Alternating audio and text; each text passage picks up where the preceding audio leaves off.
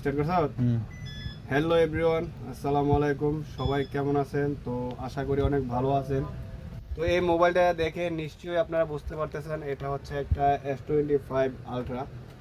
তো এটা কেনার আগে আপনার সাবধান হওয়ার জন্য আসলে এই মেসেজটা দেওয়া। কেননা আমরা অনেকেই আছি যে পাকিস্তানি আছে, কিছু ইয়োমানি আছে, এগুলো বিক্রি করে রাস্তার মধ্যে সৌদি আরবে অথবা দুবাইয়ের মধ্যে। তো যারাই প্রবাসী আছেন এই মোবাইলটা কেনার আগে 100% সতর্ক হয়ে কিনবেন। দেখতে হুবহু S25 আলট্রা, কিন্তু আসলে এটা S25 আলট্রা না, এটা জাস্ট একটা কপি মোবাইল। তো এটা কপি মোবাইল কীভাবে করে বুঝবেন?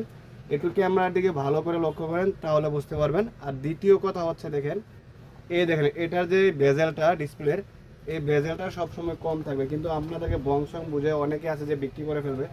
তো কেনার আগে অবশ্যই সাবধান, কেননা আমরা অনেক কষ্ট করে লক্ষ লক্ষ টাকা আসলে অনেক খরচ করে দেশ থেকে বিদেশে আসছি, টাকা ইনকাম করি কষ্ট করে, যেন আমরা কখনো না ঠকি আর কি।